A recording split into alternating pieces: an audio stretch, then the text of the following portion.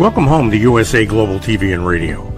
Ours is a place where dreams take flight, voices are heard, and stories are shared. This is where cultures meet, connections are formed, and ideas are transformed into action. This is your destination for authentic storytelling, diverse perspectives, and meaningful conversations. We're where global stories unite and bridges are built beyond all borders. Discover our world of education, entertainment, hope, and inspiration. Together, we're building bridges worldwide. Subscribe to our USA Global TV channel and download our USA Global TV app.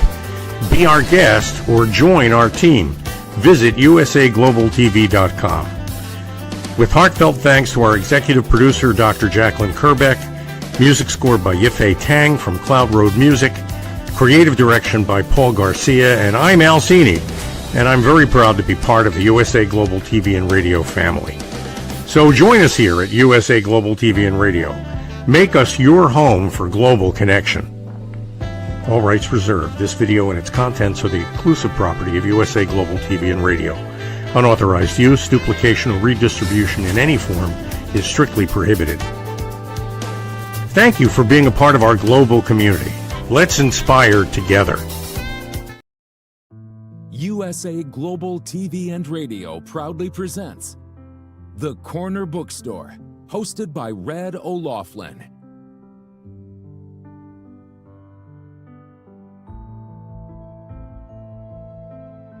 Step into a world where every story inspires. These pages come to life through the voices of authors from around the globe. Written by our global community of TV show hosts and best-selling authors, these works span genres, generations, and geographies, united by the power of storytelling. Discover your next favorite book and meet the minds behind the work.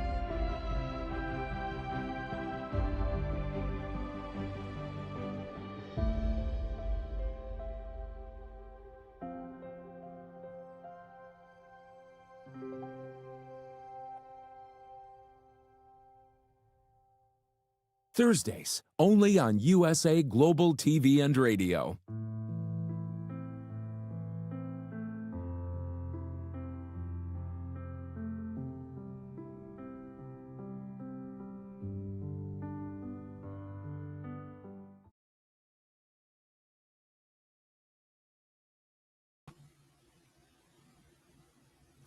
Howdy, y'all. Reverend Laughlin here.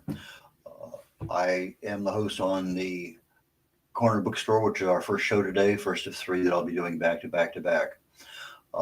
When I'm not doing TV shows, I research the human body at the cellular level, chemically speaking. I look for cause and effect relationships. Treat a cause, fix a problem. Treat symptoms, and you'll always be treating symptoms. I specialize in longevity and age-related diseases. So that's the area that I love to do. I fell in love with chemistry way back in high school, and just I find it as my passion that I can go in there and find something and say, hey, yeah, if you're aware of this, talk to your doctor, do something. Anyway, that's what I do. When I'm not doing that, I love to write. I've written a number of books, not near as many, not even the same galaxy as our guest today, but I'm working toward that galaxy. So intergalactic rivalry maybe. But I write, I speak. I have a show of my own called Talking Heads here. They'll be coming up in a couple hours. And I just enjoy life. So anyway, let's go ahead and get started. Today, my guest is Tammy Grace. Tammy is a USA best-selling author, USA Today best-selling author. She's also an Amazon All-Stars author.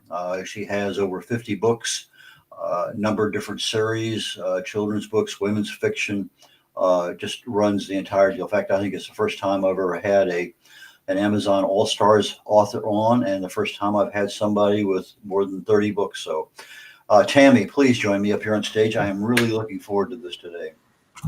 Hi, Red. Thanks so much for having me. You're in the Pacific Northwest, is that right? I'm actually in Nevada. I live in a rural town outside of Reno. Okay, it's been a long time. I mean, I'm talking about early 70s since the last time I was in that part of the country. Oh, it's changed, I'm sure. Oh, I bet it was. My wife and a couple of 3 or 4 girlfriends, from my work and stuff, used to go up there maybe once a quarter, once or 3 or 4 times a year into the Reno area just for a girls' night out kind of thing. And so, and we had I think one of her best friends living in that area. But anyway, Carson City is where they went to. But anyway, that's enough about me and my stuff. So let's get into you. You've written a prodigious number of books, and I put you in a galaxy all by yourself because of that many. So when did you start writing and when did your first book get published? So I retired from a job that I worked in state government, actually in Carson City. Funny that you mentioned that. And in late 2012. And I've always wanted to write books. Books have been a huge part of my life growing up. So as I was getting ready to retire, I had a lovely commute I had to do each day. And so I worked on plotting my first series, which is my Hometown Harbor series. And it's set in the Pacific Northwest in the San Juan Islands. And so I took a trip to Ireland when I retired because I always wanted to go to Ireland. And then I came back and started writing that first book. And it was published in 2014. Okay, so since 2014, we're talking literally 11 years. You're writing 16 books a year, just boom, boom, boom, boom, boom. I write a lot of books. Yeah, I really enjoy writing. So it's kind of like reading as an escape, has always been an escape for me. And writing delivers that same feeling. What do you enjoy reading? Exactly what I write. I love to read mysteries and women's fiction. I love the puzzle of a mystery. I've always been, drawn to them, even as a kid, reading Nancy Drew and all those sorts of books. And I just love Debbie Maycomer was a big influence, probably as I was becoming an adult, reading her books. So books that are feel-good books, Did you ever think reading Nancy Drew that you would be writing books like that? I never really thought I always wanted to, but I wasn't sure I would. I loved, when I read Little Women, that was a pivotal book for me because Joe, I just really connected with Joe. And I thought, oh, I want to be a writer someday, but I never really considered it for a career, when I was growing up. And then as I was getting ready to retire, I thought, I am going to do this. I'm going to try really hard to write and see if I can make this work. So that's what I did. Well, obviously you've been writing before you wrote books, so you have some level of experience either from the government or pleasure or other things. So the first book that you wrote, you kind of figured it out driving back and forth to work. How long did it actually take you to write that book? It took me, I would say about 3 months to actually write that first book. And then once I was done, I was kind of like dumbfounded on, okay, now what do I do? Because I hadn't got ahead of what to do. So I went to a writers conference in Portland, and it was kind of a small conference. And that's what I was looking for, and met with a lot of authors and agents and learned more about the business side of writing, which is important if you have a desire to be an independent author. And after going to that, I did decide I really wanted to do the indie route and be in charge and kind of control things myself. So that was appealing to me, and I started out on that pathway. How long did it take you to edit that first book? I met an editor. I joined a critique group online. I live in a pretty rural area, so it's not like I have a ton of resources at my fingertips. But I joined a critique group online, and I got paired up with an editor, which was weird, but lucky. And so she had worked in the book industry. She was based in Canada, but she'd worked in the book industry for decades. And she helped edit that first book for me and taught me quite a bit of things, quite a lot about what I needed to improve and work on and all of that. And then I decided to publish it myself. So that's how I got started. And along the way, a few years ago, I was approached by Bookatour. They're part of Hachette and Grand Central. And I wrote 2 traditionally published books for them. They liked my work with dogs in my books. And so I wrote a couple of dog-centric books that were told from the dog's point of view for them. and that was A Dog's Hope and A Dog's Chance, and they were very fun to work with and a very fun experience. But I still enjoy the independence of indie publishing. Did you get down on your hands and knees so you had a different perspective of life? um, well, maybe I had a different perspective of life. I talk to my dog all the time, and my mom and like my husband and all my family think I'm a little Looney Tunes, I'm sure, but I talk to my dogs all the time. So it was really no different. And in fact, I found the part writing from the dog to be the easiest. I think that sounds weird, but that's my experience. I was mentioning to my daughter the other day, they had a little thing on, I want to say it's social media, but it had a German Shepherd going to it was a maze to get to a door that I guess had something, but the dog was trained to, and the German Shepherd went in between, and then they had the Belgian Malinois, and just went right over the top. I mean, Right. it was there in about a third of the time of the German Shepherd. And so, I mean, it's just the dogs are so different, and they have different, and the way they work is just amazing. They are amazing. And my dad's in law enforcement, always has been, and they have several of the Belgian Malinois, and they are incredible dogs. Yeah. You don't want to mess with them, that's for sure. No, but very protective. Okay, getting back to your first year of writing, you have the book, you kind of have the mindset, you have obviously you had the time to get it done, 3 months. And then you got it edited and you published it yourself. A lot of work, congratulations. And then you have a second book. How long did it take you to say, I need a second book? Oh, not long. I had plotted out the second and third book of that series. And so I started writing those right away and wrote them probably a little faster than I did the first one because I'd learned along the way what to do. And so published those and then kind of pivoted to the mystery series because always in my mind, I wanted to write a mystery. I love that. And so I came up with this private detective character who is actually a lawyer that turned into a private detective. And he's a bit of a snarky, sarcastic guy that is so fun to write. And so I wrote one of those. And then readers really enjoyed the Hometown Harbor series. And so each time I think I'm done with that series, I'm not done with that series. So I keep coming back to write more of those. And it's a lot of interconnected friendships and people on this little island that readers just resonate. They resonate with readers and they love to read them. So I keep writing those. And then I have a whole notebook full of cases for my private investigator. So I don't think I'll ever run out of ideas for him. Have you concluded any series that are done, Fine? Just no more writing in that one and your now future? Yeah, I wrote a series about foster sisters that had the same foster mom, and it's set in Oregon. It's called Sisters of the Heart. And that one I rapidly released. I released like one book a month and there's 6 books in that series, and that is complete. So it was released complete, basically, just one after the other. So that one is done in my mind.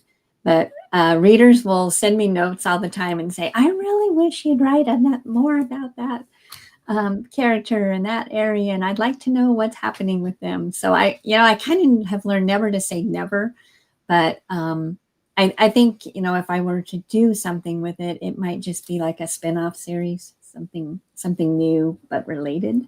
Mm-hmm. Okay, so you write a fair amount of books on the Pacific Northwest. Is that a fair statement? Yes. How often do you visit there in order to get the background, the culture, everything you need for your book? How often are you in that area?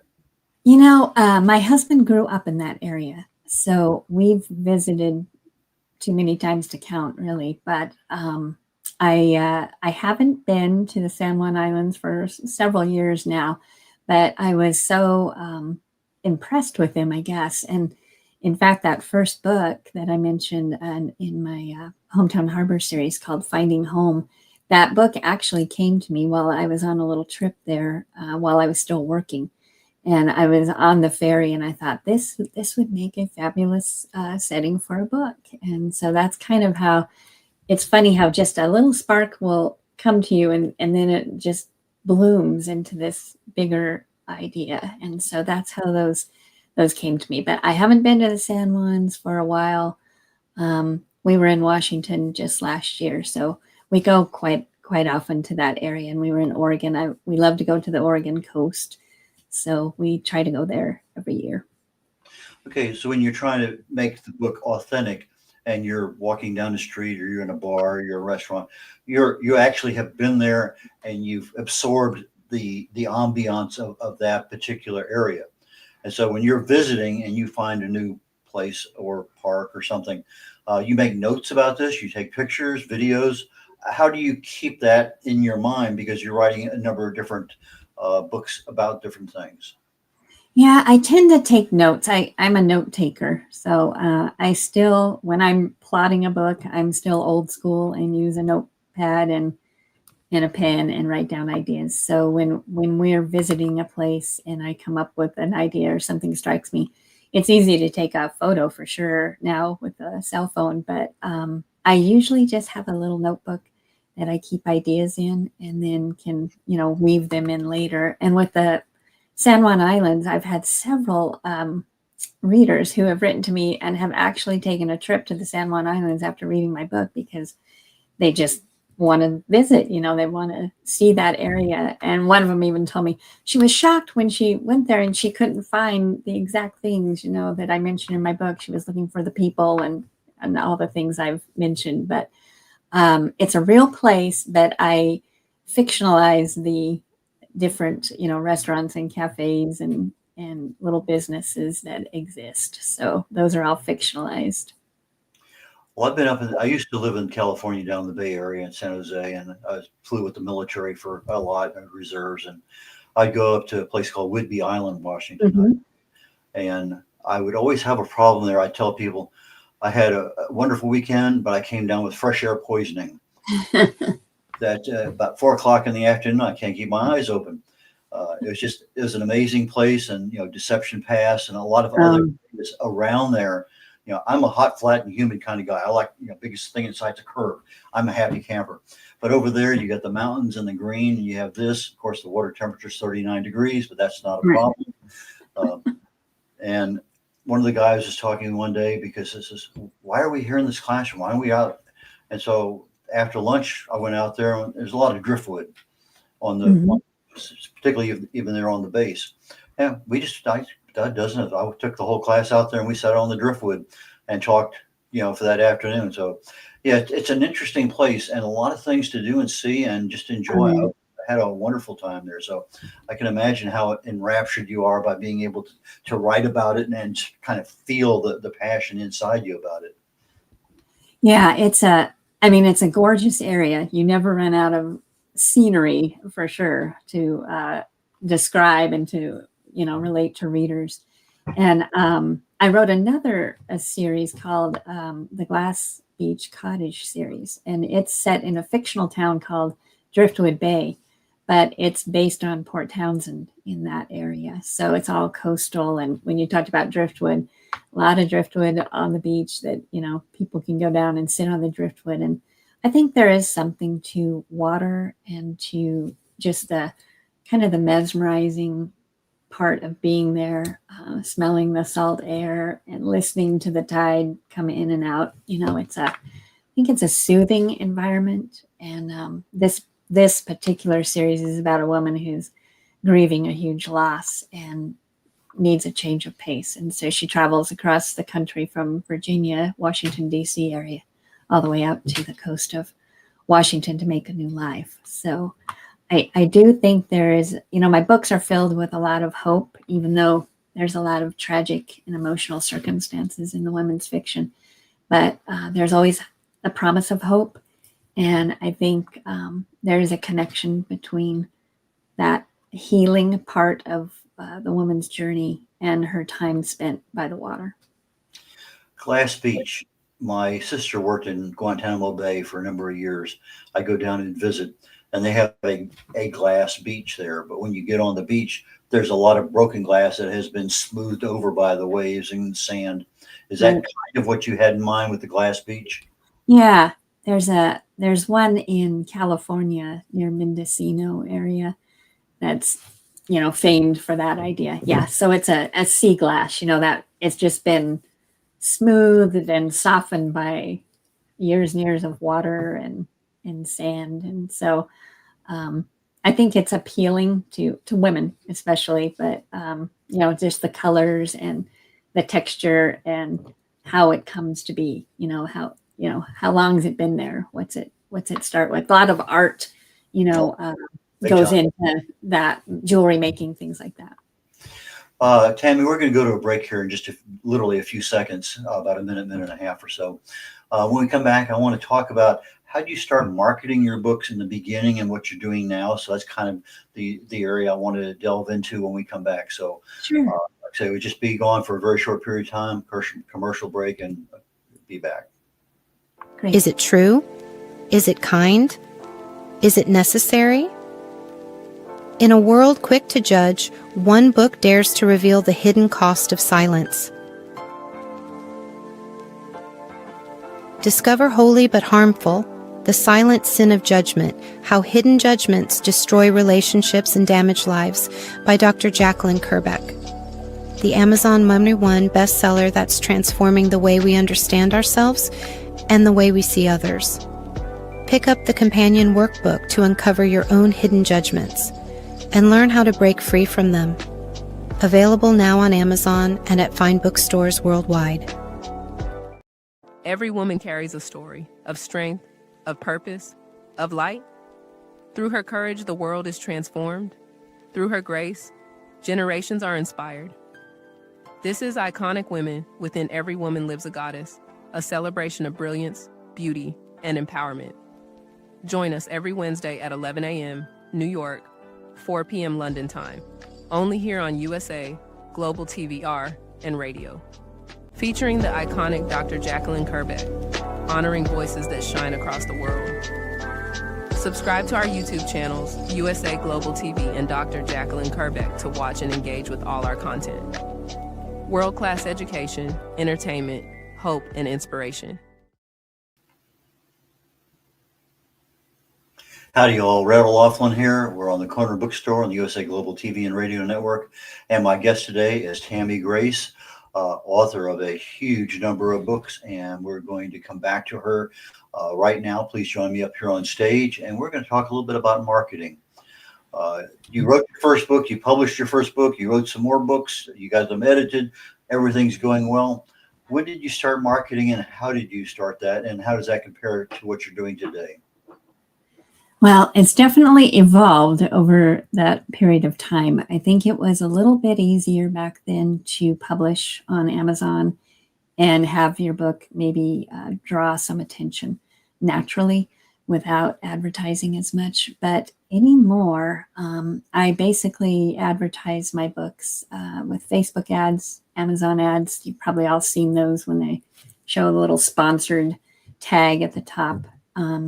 I also think a lot of what I do is networking with other authors and sometimes sharing audiences through Facebook, exchanges or newsletter exchanges or things like that. And I'm also one of the founding authors of a large reader group on Facebook called My Book Friends. And we have about 20,000 members in there. So I think, it's kind of this pronged marketing thing that you have to do, which when you first start out writing, I don't think I was fully aware of the amount of marketing that you needed to know or needed to do actually. And so it's a huge learning curve. I think it's more difficult than writing for me. And so it's a constant changing thing, constant evolution of what works for getting books in front of new readers and things you have to learn and do. So it's a never-ending thorn in my side, I will say. Well, I think you're absolutely right. It's something that we as authors have very little skill at, is marketing. awareness of things out there. I mean, it's a different world. Mhm. If you're doing it yourself, that's one thing. If you're hiring somebody or a company to do it, that's a little different too. And there's pluses and minuses on both. Mhm. But the bottom line is what is your return on your investment? Whether it's an Amazon ad, a Facebook ad, your own time, what do you find to be probably, where's that area of that best return on your investment in your opinion? Right now, what has been working for me are Facebook ads. I think that's the best return on my investment, and it takes me the least amount of time, and it allows me to reach readers I would never be able to reach, in person or in a Facebook group per se. So I think it casts a wider net for me to find new readers, new potential readers that might enjoy my work and try it. I also do a few free books that will lead people into my series so that they can get a taste of it at no risk at all to them. So I think that can work. I think it's just it's a mishmash of figuring out which things work, and some things work for a while and then they quit working, and you have to kind of pivot. So you can't be locked into only looking at one thing. You have to kind of watch what works, take care to see where, how much you're spending on ads and what the return is to make sure they're making sense for you. And I also think it helps when you have a few more books, to advertise. If you only have a couple books, it's really costly to advertise.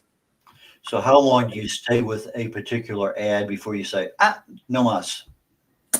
Well, you have to analyze the data. So there's no one thing that'll do it. But when you see your costs going up and the you're not getting the number of sales that you were getting, it's usually time to pivot and change something about that ad or start a new ad or do something different. And there's also several, I think they call them newsletter ads from various companies. So like BookBub is one that everyone's heard of, but there's some smaller ones like Bargain Booksy or Free Booksy and Fussy Librarian, places like that will sell you a spot in their newsletter to reach readers in your genre.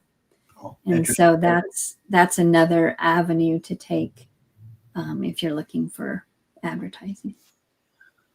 I notice you have your book covers there behind you. They seem fairly standardized. Have you changed them much over time since you originally published? Where did you get your cover designs from?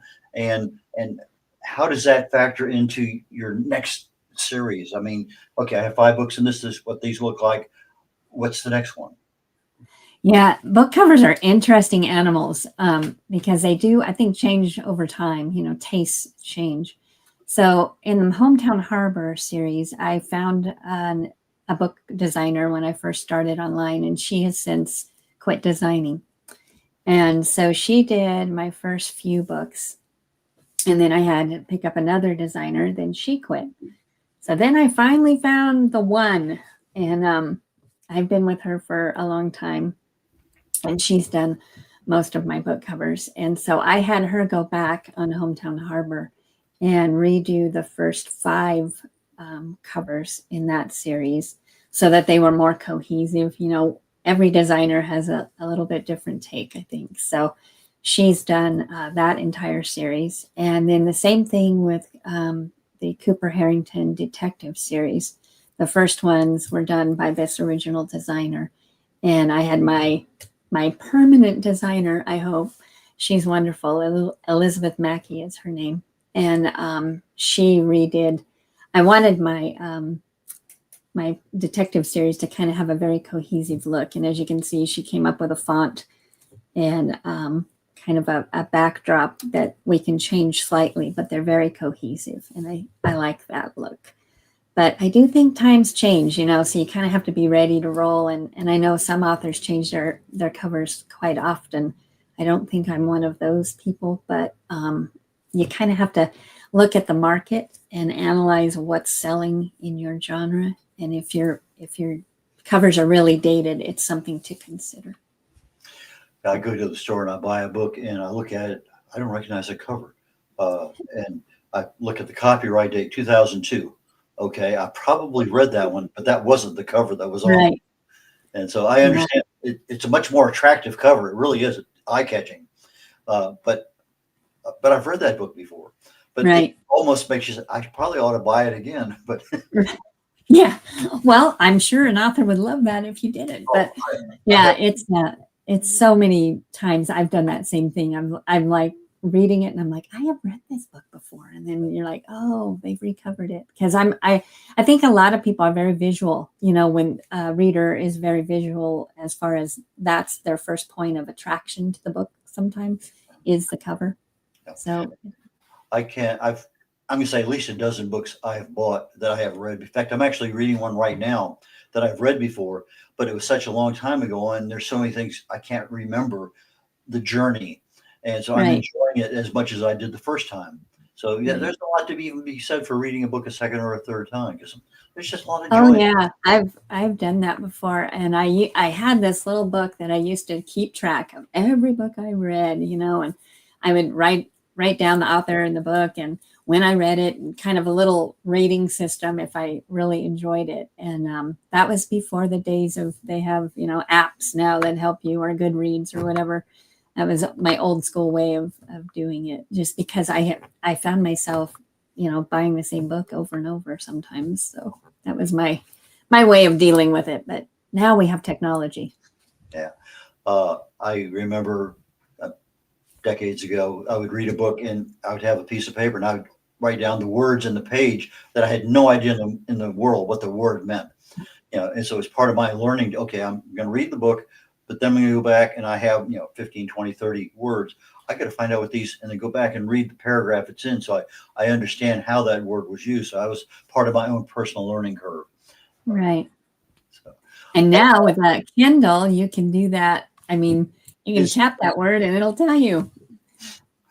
AI, do you use that at all in any of your research or anything else that you're doing? I haven't been big on it, but I have found it useful for research. It can go out and cull a lot of things much quicker than I can sit there and go through several sources. And I'm amazed at how quickly it'll return, what you ask it to research for you. And with the caveat that you need to check, because it's not always correct.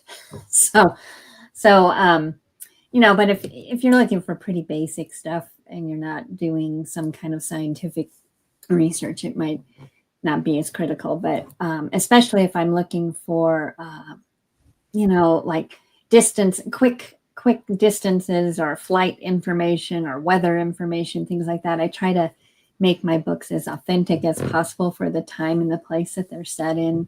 So I think that's helpful, as instead of me going to look at a bunch of different sources, I can ask it to go look for me. So I like that part of it. I noticed you had a second chance book series with the pen name. Yes. Why did that happen? So that was for the traditional publisher. Ah. And this is a unique story. So we were talking about these books that I was writing for them, and the editor was very excited about the idea of approaching film for them. She really wanted to go that route. And she said they think that it would be better with a pen name where the name could be construed as a woman or a man, because in her words, they were more excited to entertain a male author than a female.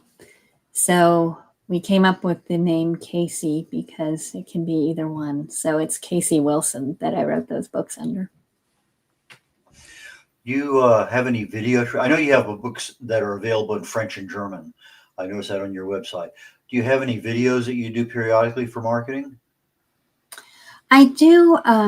I did a few like book trailers that I made for various books and use those at times. Now with Facebook and Instagram let you put together these reels that you can make that are the short form videos. And so those are pretty easy to put together. It's not quite the production that a movie, a book trailer is. But I did those quite often when I first started, and kind of gives the reader a feel, kind of like a movie, trailer. You get a little taste of what that story is about for you. So I've done those, but lately I've been leaning more toward using the tools in Facebook and Instagram to create the quick short form video, which seems to be what they recommend for viewership. I think the attention span of the human species is dwindling. Okay, your dog's real name versus the name you have for your dogs in your book, how do they differ? So that's an interesting question. So when I started finding home, I had a golden retriever named Zoe. And so the woman in that book has a golden retriever named Zoe. And she was the feature. I told her she was the first dog in my first book. So she's very special. And we lost her. And what's very interesting is in book number 6 of that series, the main character's name is Izzy in that book, Isabella, but she goes by Izzy. And when we got a new golden retriever, I named her Izzy. So is that funny or what?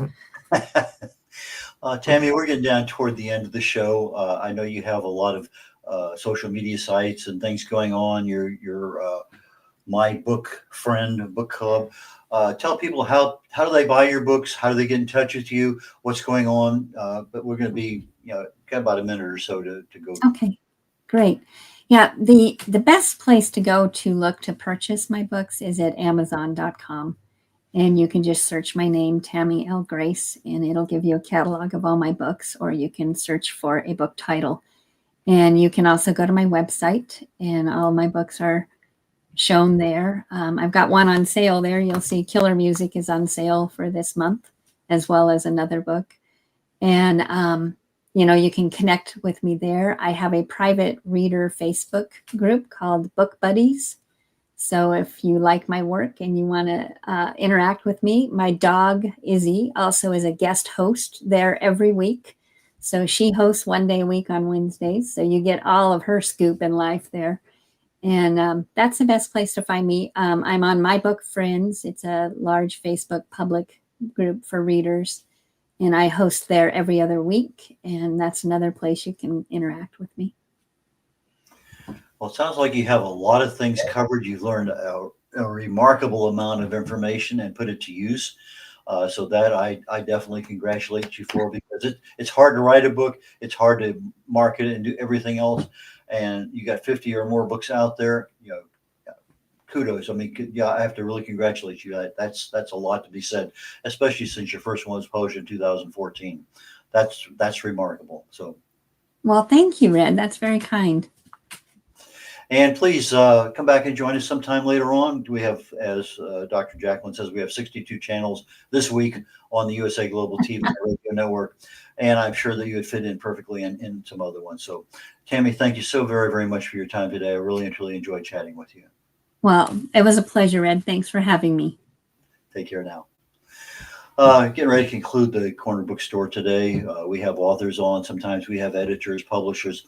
If you're in the book writing business, you are helping people, book coach, if you're a publisher, we welcome anybody in that generic book business. So just because you're not an author, but you're an editor, you're a proofreader, please go ahead and go to the USA Global TV and Radio Network, and there's a place to sign up as a guest here on my show. More than happy to have you. So even if you have a book that's just getting ready to go and you want to do a book launch, contact me. More than happy to arrange something to try to help you there. So I have another show coming up here literally in about 23 minutes called The Wise Ones. And it more oriented toward the entrepreneurial world rather than the author world. But sometimes we have book authors there. It just sort of depends on the nature of the business. So, and then after that, I have a show, and today I'm going to talk about losing weight after 50 years of age. It's a very difficult thing. So on Talking Heads, weight loss is going to be my primary topic. So Red O'Loughlin signing off, and catch you here a little bit later on. Bye now. Nestled in the heart of the Blue Ridge Mountains, the Horseshoe Farm has always been more than a destination. It's a living, breathing reflection of community, connection, and transformation. Once a humble family farmstead, it has evolved over the years to become a sanctuary for travelers, seekers, families, and friends alike. Originally reimagined by the Turchin family as an Airbnb property, the farm began its journey into hospitality with simple roots, welcoming guests to experience the beauty and peace of the sacred land. As word spread and the vision deepened, the property organically blossomed into a boutique resort, rooted in the values of slow living, intentional experiences, and the magic of gathering. Today, the Horseshoe Farm is a 90-acre experiential retreat that merges hospitality, wellness, and culinary excellence. It is home to the Stable Spa, the Silo Cookhouse, distinctive lodging options, and a curated calendar of events that nourish mind, body, and spirit. Our guest experience is designed to be both grounding and expansive, where the comforts of luxury meet with the simplicity of nature. At its core, the Horseshoe Farm is about transformation of land, of self, and of community. We are proud of where we've come from. We are confident in who we are today and excited for the road ahead. Hello, I'm Dr. Jacqueline Kerbeck, also known as the Listening Mentor and President and Founder of USA Global TV and Radio. I had the opportunity, the pleasure of attending a retreat at the Horseshoe Farm just recently. I was so impressed with all of the opportunities that were presented to me in this glorious setting, as well as the highest level of customer service, that I've decided to put together a retreat at the Horseshoe Farm in Hendersonville, North Carolina, United States of America, June 3rd through the 6th, 2026. You can expect to have a beautiful time of relaxation combined with learning, community, collaboration. Do consider joining me in this wonderful opportunity to reconnect with yourself, with others, and with nature. For more information, email me at drjacqueline@usaglobaltv.com.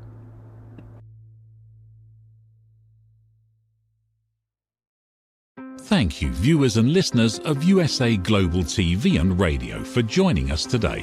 We're honored to have your time and attention as part of our global community. At USA Global TV and Radio, we believe in the power of authentic conversations, meaningful connections, and creating a world of possibilities together. Want to be part of something bigger? Join our team of elevated listeners at usaglobaltv.com, a space where your voice matters and your ability to listen transforms relationships. Stay connected with us across all our platforms for thought-provoking discussions, expert insights, and empowering stories. Subscribe to our channels at youtube.com/c/USAGlobalTV.